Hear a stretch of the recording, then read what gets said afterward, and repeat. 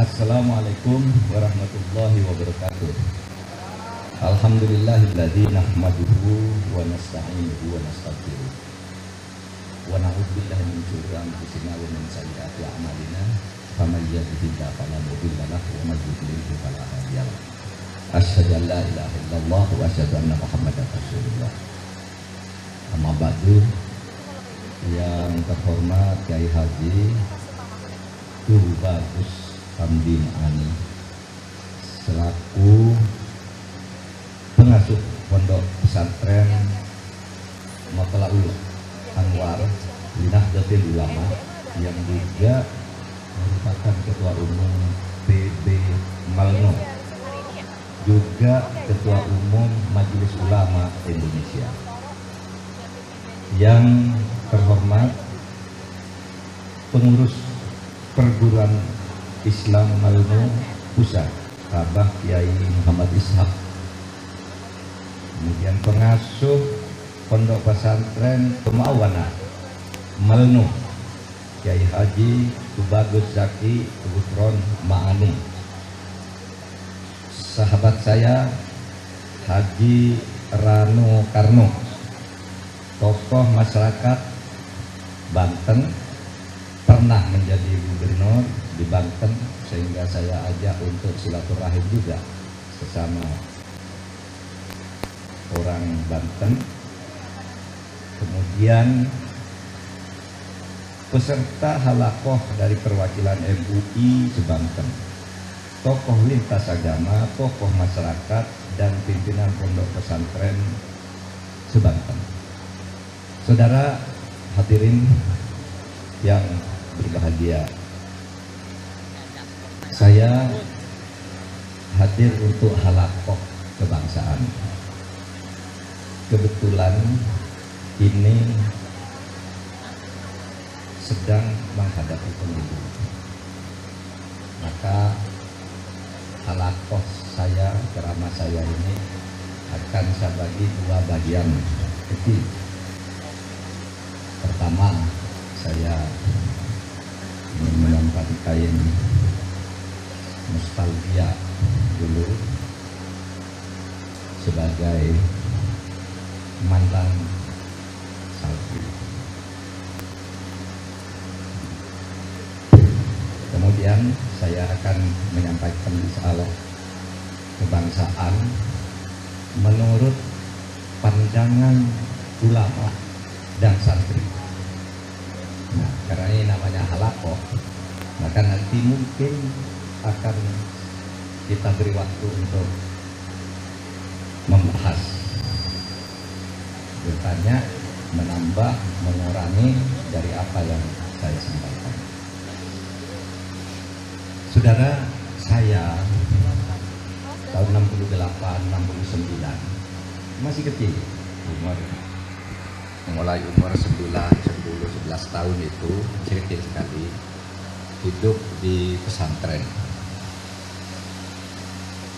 Saya pondok di pondok pesantren Al-Mardiyah di Waru, Pamekasan.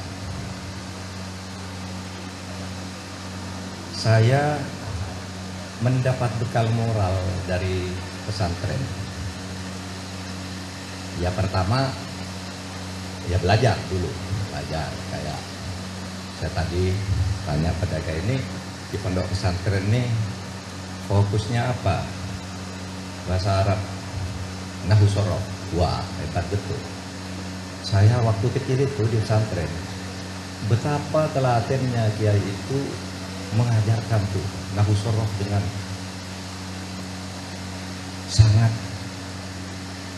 sangat telaten. Karena bahasa Arab itu rumit. Oleh sebab itu, orang yang sudah bisa bahasa Arab itu biasanya nahwu sorofnya sudah ngelotok. Misalnya begini, satu kata di dalam bahasa Arab yang disebut dhamir itu terpecah menjadi 10, dan itu harus hafal. Lalu dhamir itu ada wazannya. Wazannya itu terpecah menjadi 32.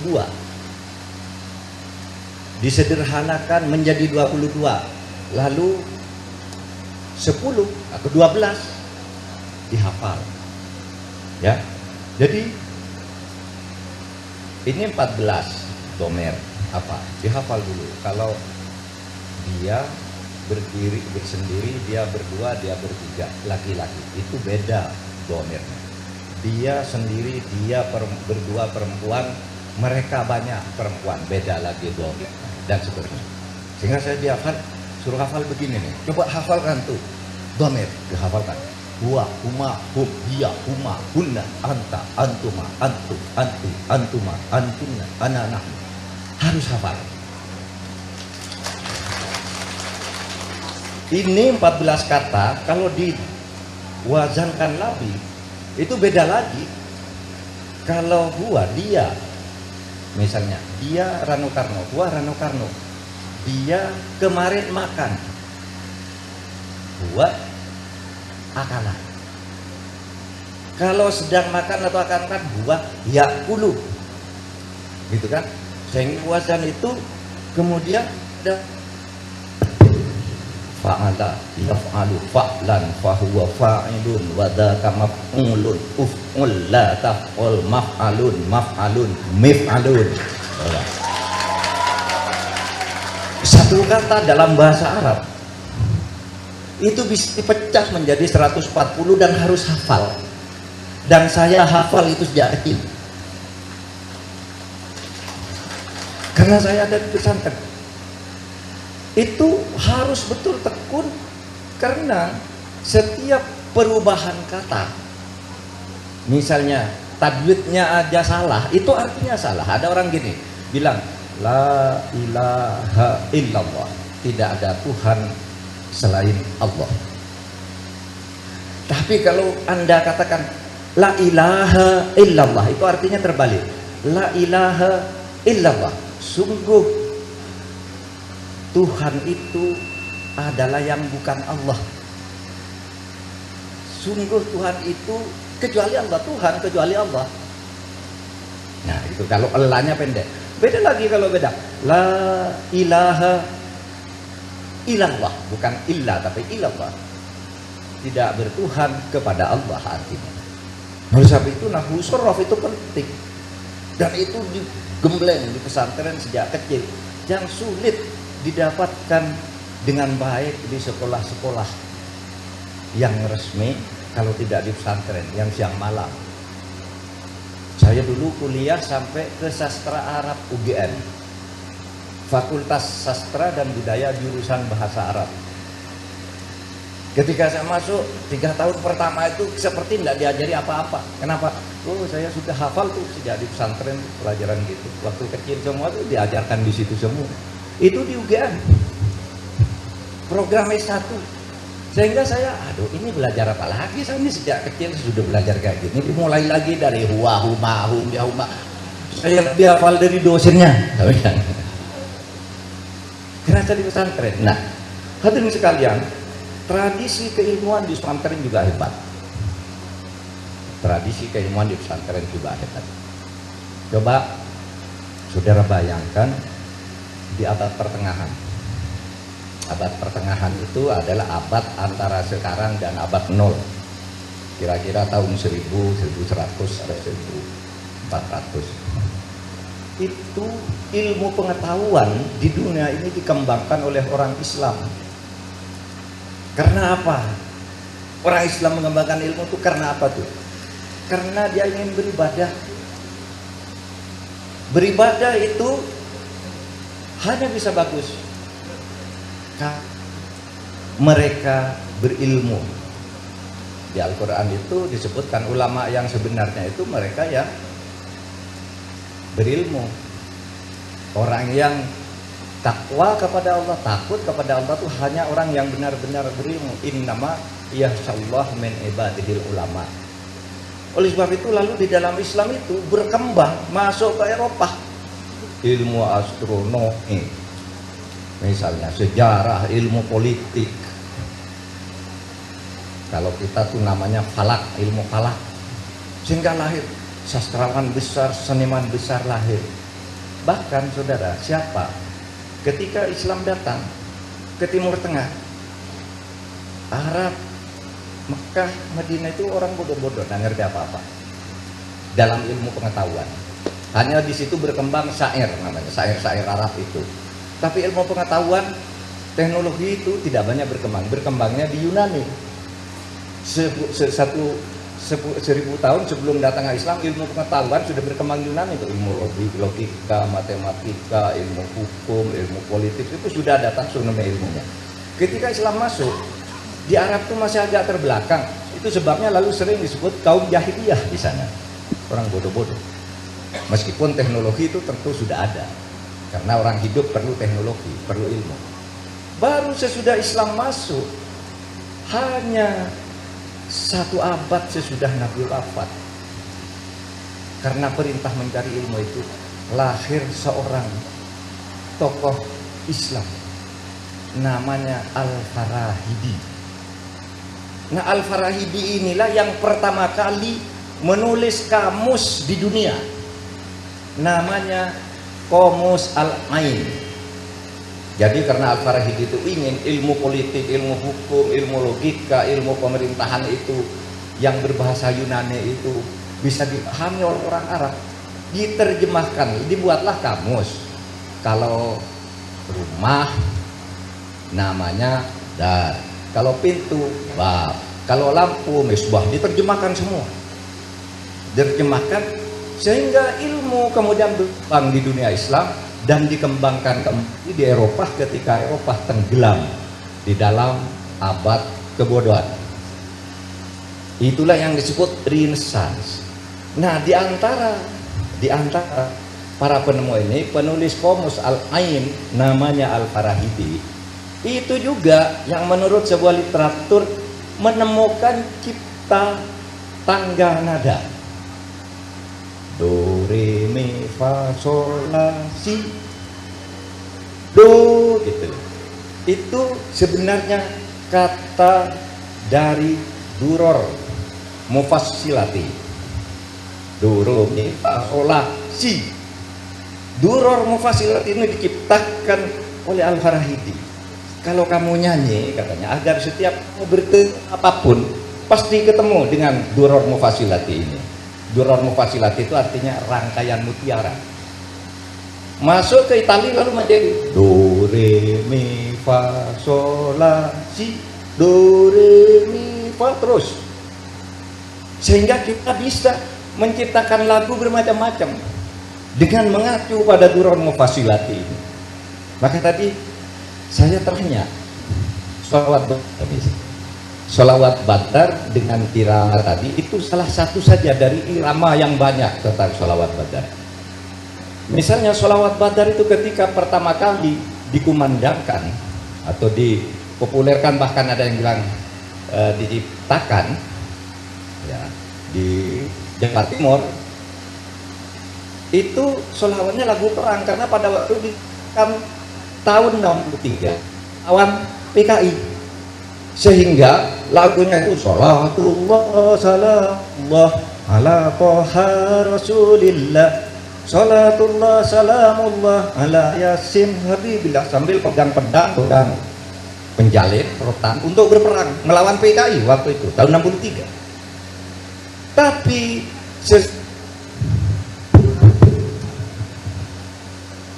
sesudah PKI kalah, pemerintah Indonesia menang, kembali ke Pancasila Undang-Undang Dasar, lalu sholawat Badar tadi tidak lagi menjadi lagu perang, tapi menjadi irama gembira pakai duror mufassilatinya Al-Farahidi. Gimana? Sholatullah salamullah ala toha rasulillah, sholatullah salamullah ala yasin habibillah. Enak kan? Kalau tadi itu lagu perang, sekarang lagunya sama pakai duror mufassilati Al-Farahidi. Irhamanya menjadi enak, menjadi rileks. Sholatullah, kalau tadi tegang. Lalu ketika kita harus merenungkan sesuatu, Sholawat tadi bisa menjadi lagu himne yang sangat mengharukan. Misalnya, Sholatullah salamullah ala Toha Rasulillah. Sholatullah salamullah ala Yasin Habibillah. Lagu marah semangat, lagu gembira, lalu lagu sendu. Karena ada do re mi fa sol la si do, buror mufassilat, rangkaian mutiara nada. Hebat. Oleh sebab itu, saudara, saya berharap pesantren itu bisa berkembang, mengembangkan segala cabang ilmu pengetahuan sehingga bisa mengurus pemerintahan, ngurus orang sekolah, ngurus kebudayaan, ngurus apa saja bisa diurus. Karena kehidupan manusia itu sangat luas, lapangannya banyak. Nah, itu satu nostalgia saya di pesantren. Nah, sekarang kebangsaan. Saudara, satu tugas suci untuk merawat peninggalan para pendiri negara yang sebagian besar dari ulama juga bergabung situ, yaitu merawat dan menjaga negara kesatuan Republik Indonesia. Negara ini milik kita bersama. Orang Islam tidak boleh menjauh. Negara ini harus diurus bersama-sama agar sesuai dengan tujuan dan ide mengapa para ulama dulu mendirikan negara ini. Jadi para ulama dulu ikut mendirikan negara ini simple tuh. Usul fikihnya begini.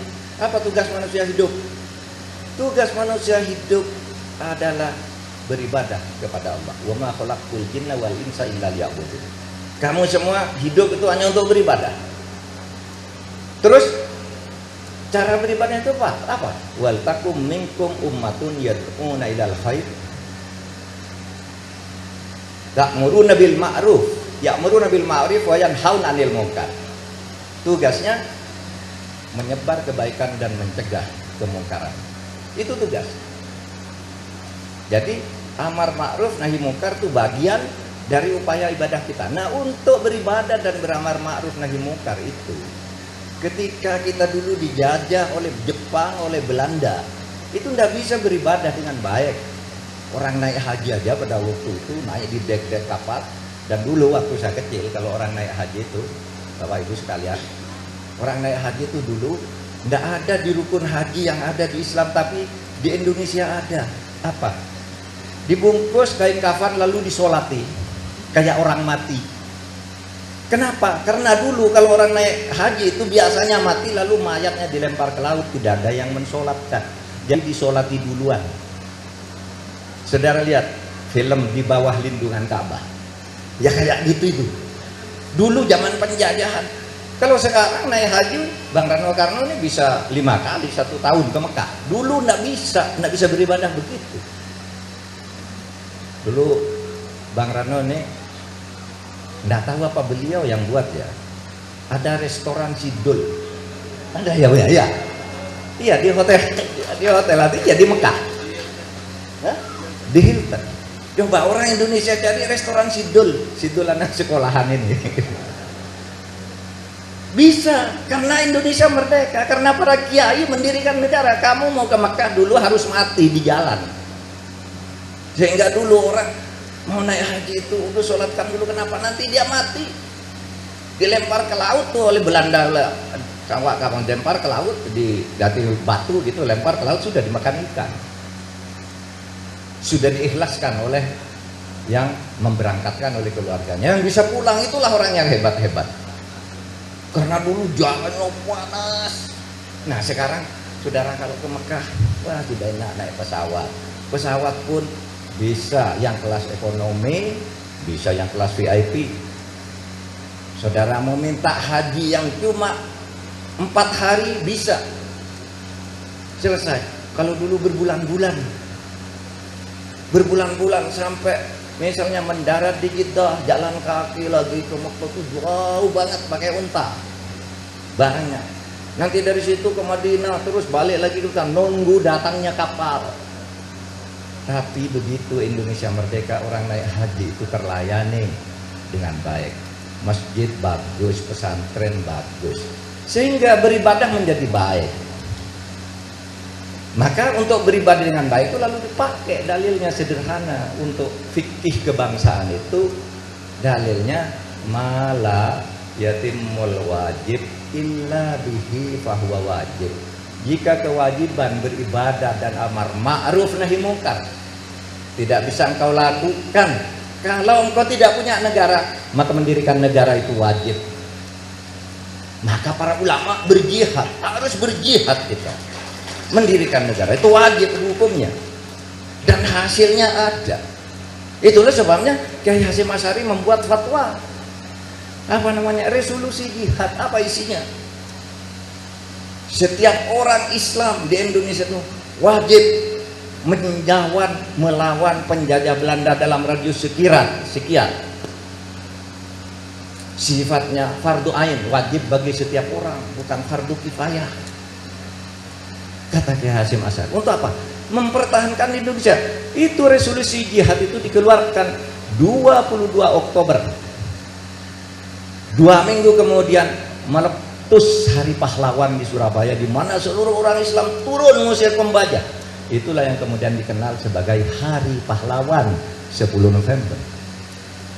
Oleh sebab itu sekarang kita punya 2 hari besar nasional. 1 hari santri nasional, yaitu tanggal 22 Oktober tahun 1945 sebagai hari ditandatangani resolusi jihad oleh pimpinan Nahdlatul Ulama di Surabaya. Kalau menurut sejarahnya itu resolusi jihad itu dikeluarkan tanggal 19 Oktober, dibuat oleh Kiai Hasyim Asy'ari. Tapi kemudian ketika ulama dapat, wah ini diumumkan aja secara resmi, mari kumpul di Surabaya. Para kiai se-Jawa kumpul, keluar, dibacakan nih resolusi jihad tanggal 22 Oktober. Dihadiri para kiai. Dan itu yang melahirkan pejuang-pejuang seperti Bung Tomo. Yang menjadi ikon dari Hari Pahlawan itu Bung Tomo. Kenapa?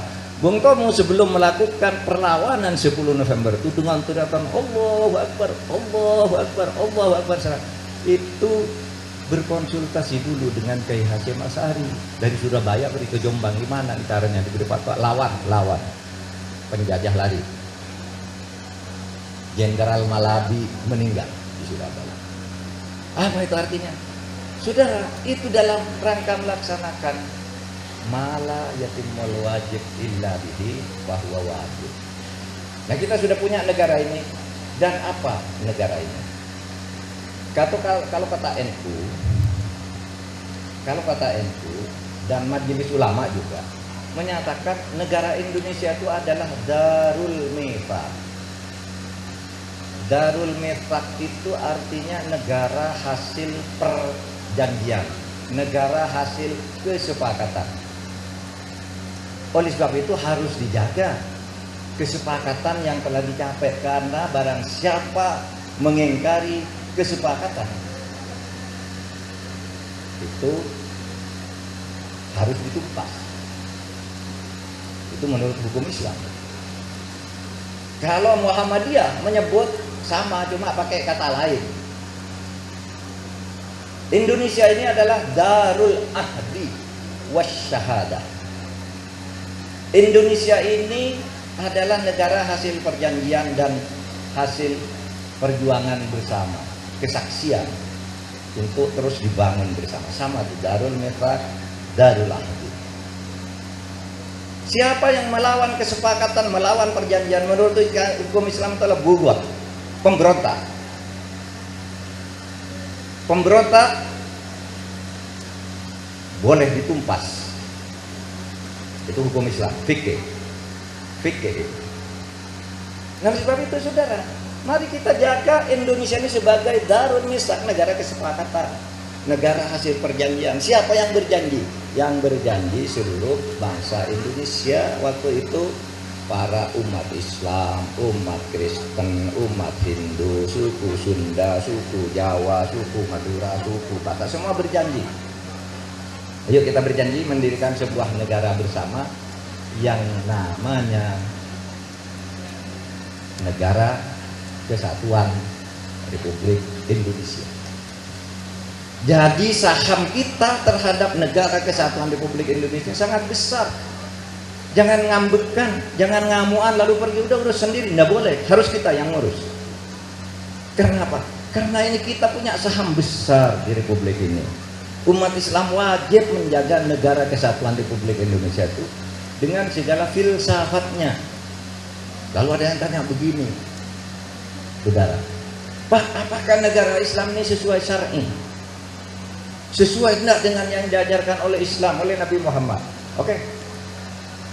Saya beri dua jawaban dari banyak jawaban tentang itu. Saudara, ketika Nabi Muhammad mendirikan negara Madinah, itu membaca proklamasi yang kemudian ditiru oleh proklamasi negara Republik Indonesia. Gini, proklamasi itu dibagi 3 bagian ya. Kami bangsa Indonesia. Bangsa itu ada suku-sukunya yang banyak. Bangsa Indonesia. Dengan ini menyatakan kemerdekaan Indonesia. 2. Bangsa, kemerdekaan. Hal-hal yang mengenai pemindahan kekuasaan. 3. Dilakukan dengan cara sama dan dalam tempo yang disingkatnya. 1. Bangsa. 2. Kemerdekaan. Yang ketiga, pengambilan kekuasaan pemerintahan dari penjajah. Itu proklamasi. Coba yang di pesantren pasti hafal, kecuali yang tidak hafal. Ini yang dibacakan dari Nabi Muhammad itu proklamasinya sama substansinya gini. Nabi Muhammad, hadza kitab Muhammadin sallallahu alaihi wasallam. Inilah proklamasi, inilah kitab, inilah ketentuan, inilah keputusan dari Nabi Muhammad sallallahu alaihi wasallam. Apa isinya? Itu proklamasi. Inilah kitab, inilah pernyataan dari Nabi Muhammad. Kalau dulu yang menyatakan itu Nabi Muhammad, kalau di Indonesia Soekarno Hatta. Inilah pernyataan. Apa isinya? Kami bangsa Indonesia. Dibahasakan oleh Nabi Muhammad, bainal mu'minin wal muslimin wa quraisyin yathribin wa man tabi'ahum. Itu bangsa antara orang mukmin, orang Islam, orang Quraisy, orang Yathrib yang banyak, pengikut-pengikutnya yang berbeda-beda, agamanya beda, sukunya beda, kulitnya. Falahi qabihim. Mereka bersatu menyatakan merdeka. Lahir bangsa merdeka, mengambil kekuasaan dari penjajah. Wajahada ma'ahu, kata Nabi, berjihad bersama untuk membangun sebuah pemerintahan. Wahum ummatun wahidatun min dunin nas. Dan negara yang dibangun oleh Nabi Muhammad ini namanya negara Madinah, bukan negara Islam Madinah. Negara Madinah itu apa? Madinah itu negara berkeadaban, negara yang beradab. Namanya Madinah itu dulu Yathrib. Banyak penduduk, beda suku, beda agama, bertengkar terus, bermusuhan. Oleh Nabi Muhammad disatukan. Falahi qabihim, bersatu di sebuah kota yang bernama Madinah Al-Munawwarah. Kita bersatu sini dengan baik, meskipun yang Yahudi, yang Hindu, nggak ada Hindu waktu itu, hanya di Indonesia. yang Nasrani silakan, yang Majusi. Mari kita hidup di dalam sebuah negara kosmopolit, negara yang menerima perbedaan dan rukun di dalam perbedaan. Saudara, saya sering merenung hebat ya. Para ulama kita itu ketika menyumbangkan pikiran untuk proklamasi kemerdekaan, dia katakan bukan deklarasi tapi proklamasi, bukan declaration of independence tetapi proclamation of independence. Ambil sepihak. Kalau seperti India bisa disebut deklarasi. Kenapa? Karena dia tidak ambil sepihak, diberikan oleh penjajah. Nih kamu merdeka. Indonesia enggak, ambil lalu lawan, usir penjajah. Ini satu-satunya bangsa pahlawan di dunia, Indonesia ini. Harus kita yang menjaganya, saudara sekalian. Nah, oke. Terus tadi disebutkan kan alasan yang kedua, kan saya tadi beri dua alasan. Itu sejarahnya, sejarah proklamasi yang disebut Piagam Madinah itu bahasa Arabnya seperti itu. Ada kitab Muhammadin sallallahu alaihi wasallam bainal mu'minin wal muslimin wa quraisin wa istirin hali wa falahi qawmin wa jahada ma'hum wa hum ummatun wahidatun min dunin nas. Itu proklamasi kemerdekaan kita. Sama. Nanti dicari, dibaca itu para kiai ya, para ustadz, dibaca tuh coba. Piagam Madinah bandingkan dengan proklamasi kemerdekaan, sama. Jadi ini sudah Islami, negara ini bukan negara Islam tapi Islami. Islam itu kata sifat, bukan kata benda. Apa artinya? Ya negara ini mengandung nilai-nilai keislaman yang luhur, sayang sesama manusia, pro pada keadilan, pro tegaknya hukum, kehidupan sosial yang rukun, membangun bersama, menjaga lingkungan hidup, itu Islami namanya. Membangun demokrasi itu Islam. Nah, saudara, sehingga pernah ada suatu kisah ketika Nabi akan berangkat ke perang Uhud, ada seorang Yahudi namanya Muhairik. Muhairik ini orang Yahudi tapi ikut tentara Islam, tentara Madinah, melawan kaum Quraisy yang menyerang ke Madinah di Bukit Uhud. Lalu ditanya, Muhairik, kamu mau ikut perang? Iya. Kenapa? Karena saya adalah pengikut Muhammad. Bukankah kamu orang Yahudi? Iya, saya Yahudi, tapi saya mengikuti kepemimpinan Muhammad.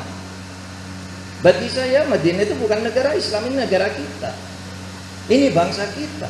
Oleh sebab itu Muhairik itu ikut perang ke Uhud sebagai orang Yahudi. Tiba-tiba di situ ada kecelakaan di mana strategi perang kita itu terkecoh. Tentara panah yang dari atas itu melihat di bawah orang Quraisy sudah kalah, yang di atas turun semua rebutan harta rampasan. Lalu tentara yang sudah lari itu balik dari atas bukit menyerang lagi ke umat Islam, sehingga Nabi waktu itu dalam bahaya. Sahabat-sahabat pecinta Nabi meletakkan dirinya di depan Nabi agar panah yang menuju Nabi masuk ke dirinya sendiri, termasuk Muhairik yang Yahudi ini kena panah, jedar. Lalu ditanya, Muhairik, kamu sudah akan mati, tidak akan tertolong, tidak masuk. Kenapa? Maukah kamu masuk Islam? Kata Muhairik, enggak. Saya tetap Yahudi. Terus gimana? Ya nanti saya dikuburkan secara Yahudi. Ini Muhairik. Baca nanti di kitab tarikh itu di perang Uhud. Saya tetap Yahudi. Loh, mengapa kamu membela? Karena saya membela tanah air. Madinah, watani. Madinah itu tanah airku. Maka saya bela. Saya ikut Muhammad meskipun saya tidak Islam. Terus hartamu bagaimana? Serahkan seluruh harta saya ke Baitul Mal, ke kantor bendahara negara di Madinah. Tidak diwariskan ke keluarganya. Kenapa? Karena dia cinta tanah air. Jadi zaman Nabi Muhammad pun orang Yahudi, orang Nasrani, orang apa bergabung membela negaranya. Itu yang disebut wapon. Sehingga kalau di Indonesia ada kata waponi, hubbul waton dan sebagainya, itu merupakan penggalian dari peristiwa-peristiwa itu lalu dilakukan dalam bahasa Arab. Itu satu, tentang kosmopolitanisme. Saudara, tadi saya katakan Indonesia itu adalah negara kesepakatan. Apa kesepakatannya? Kesepakatan pertama, satu, membangun negara dengan satu ideologi namanya Pancasila. Di mana letak agama di dalam Pancasila itu? Letaknya adalah di dalam sila ketuhanan yang Maha Esa. Semua penganut agama dilindungi haknya untuk beribadah. Termasuk orang Islam yang dulu dikuyo-kuyo oleh orang Belanda. Nah, sekarang dilindungi untuk beribadah. Kamu dirikan pesantren, dirikan masjid, dirikan. Mau sekolah, ke sekolah modern, sekolahlah. Mau jadi pejabat, jadilah pejabat. Dibuka semua di dalam negara kesatuan itu. Kesepakatannya itu mendirikan negara di dalam perbedaan, Bhinneka Tunggal Ika. Itu kesepakatan. Oleh sebab itu jangan menjadi separatis. Saya tidak mau. Wah, itu dilawan. Menurut hukum Islam itu bubar. Kalau melawan negara kesatuan Republik Indonesia itu, apapun alasannya adalah bubar. Nah, saudara sekalian, jadi yang kesepakatan tadi mendirikan negara bersama. Lalu gimana negara bersama itu diatur? Diatur melalui demokrasi. Diatur melalui demokrasi. Kalau orangnya banyak beda-beda, gimana cara ngatur? Dia sudah diatur bersama tapi oleh wakil masing-masing. Bagaimana wakil itu dipilih? Dipilih melalui pemilihan umum. Itu saja fikihnya. Fikih politiknya seperti kesepakatannya.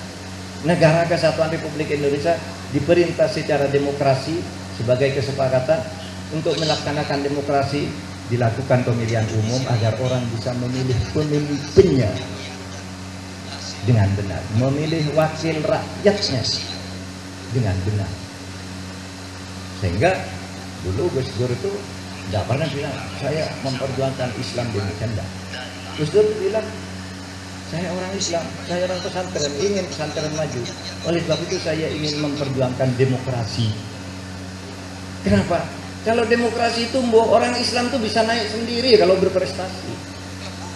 Nggak usah pakai sentimen keagamaan kalau tumbuh demokrasinya.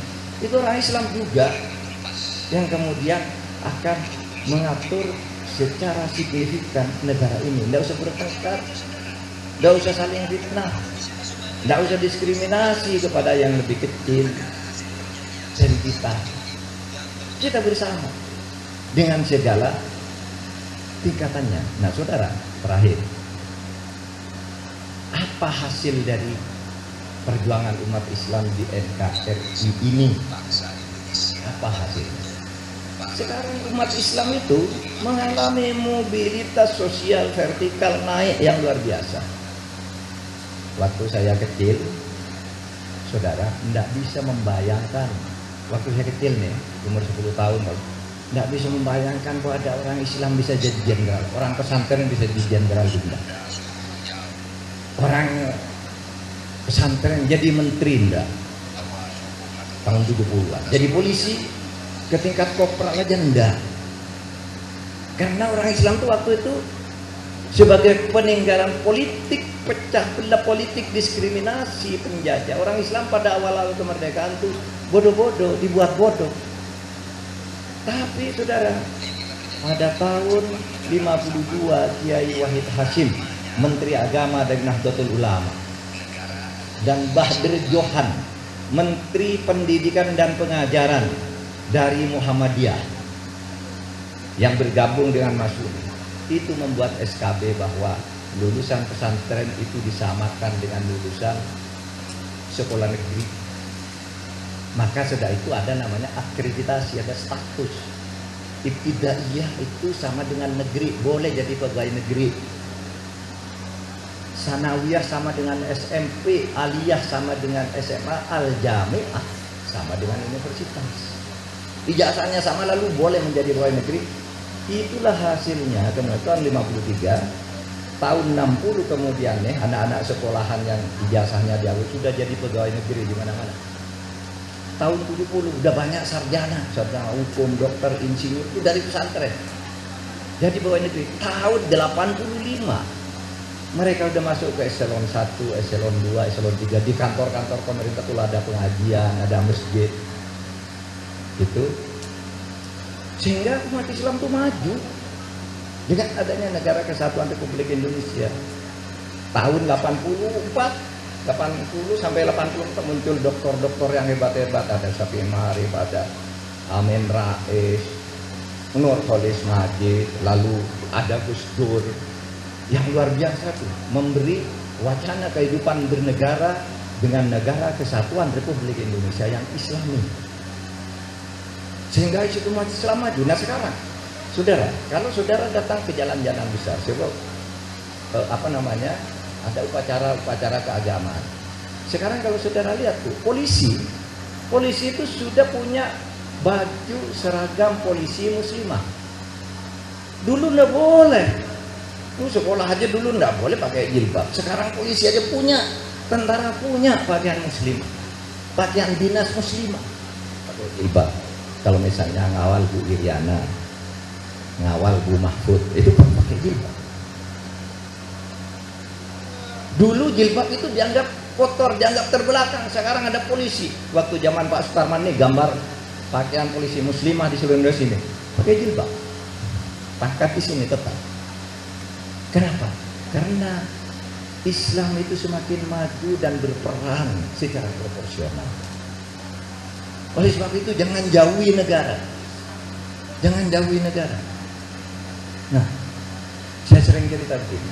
Ketika saya baru menjadi Menko Polhukam itu, sering bepergian dengan Panglima TNI, Pak Hadi Santo, Hadi Cahyadi, dan Pak Tito Karnavian, mantan Kapolri Jenderal di Bintang 4 yang cerdas kemudian menjadi Menteri Dalam Negeri. Tahu enggak?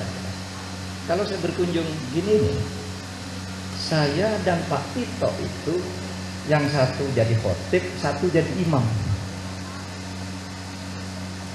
Ya. Satu jadi khotib, satu jadi imam.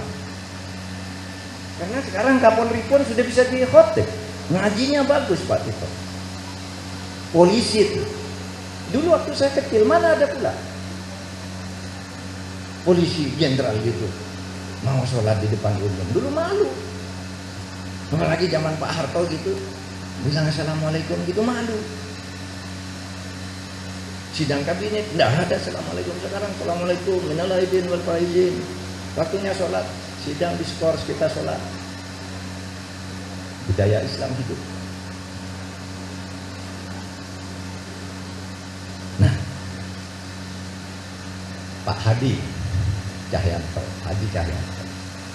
naik pesawat dengan saya berhenti di Makassar, mampir dulu di VIP. Saya berpikir, saya sih nanti sholat di Jakarta aja bisa jamaah taksir. Kalau Pak Hadi pamit, minta izin, saya mau sholat dulu. Sholat ya, jenderal sholat ya. Dulu tahun 80-an tidak ada Pak sholat, tapi sembunyi-sembunyi takut diketahui oleh bosnya. Sekarang Islam sudah maju, sudah menjadi bagian tak terpisahkan dari negara ini. Santri nih bisa jadi menteri, bisa tuh santri, bisa. Dulu tidak bisa, orang pesantren apa ya, paling hafalnya Allahumma tasrif gitu. Qiraah lah yang paling banyak kalau tajwidnya bagus gitu. Tapi sekarang yang jadi menteri banyak itu Pak Alwi Shihab, santri Bu Khofifah, ya santri Muhaimin, ya santri banyaklah santri ya Zaka Sinor, Malik Fajar, macam-macam itu santri yang dulu tidak pernah terbayangkan bahwa itu akan jadi. Oleh sebab itu akhirnya Bapak, saya masih punya waktu sebentar untuk berdialog. Saya ingin katakan, mari kita sambut pemilu ini untuk merawat demokrasi. Saya tidak akan menyarankan atau menyuruh saudara pilih siapa. Saudara nilai saja semua calon yang ada. Kalau Anda bilang, oh itu yang bagus, itu pilih. Oh itu yang bagus itu pilih, itu yang bagus pilih, itu yang bagus itu pilih. Memang kebetulan saya menjadi salah satu calon. Silakan bandingkan. Kalau enggak, oh sudah enggak apa-apa. Pak Rano Karno juga calon, mantan gubernur, jadi anggota DPR, bagus prestasinya, bercalon lagi. Silakan dipertimbangkan lagi, dinilai. Itu namanya merawat negara sesuai dengan fiqhus siasa. Fikih politik dan fikih ketatanegaraan kita tuh seperti itu. Pilihlah wakilmu, wakil Anda yang bisa Anda percaya. Jangan karena ditekan oleh Koramil misalnya ya, misalnya. Ditekan oleh Polres, ditekan oleh Kodim. Kalau ditekan saudara tidak punya kekuatan, iya Pak, iya Pak, iya. Nanti pas jeblos yang lain aja. Tidak apa-apa. Boleh saya bicara begitu? Boleh, karena ini adalah masa kampanye. Tapi saya kampanye tentang kejujuran, bukan mengkampanyekan diri saya. Kampanye tentang kejujuran. Itu. Sekian Pak Kiai, terima kasih ya atas undangannya. Saya akan memberi waktu kalau ada yang akan bertanya, akan bicara. Kalau enggak, ini acara bisa diakhiri. Saya kembali ke ini dipimpin dong, dipimpin Mbak. Siapa yang mau tanya dipanggil satu-satu.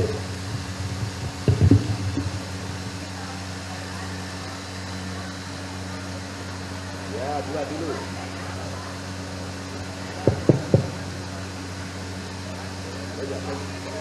Saya duduk ya.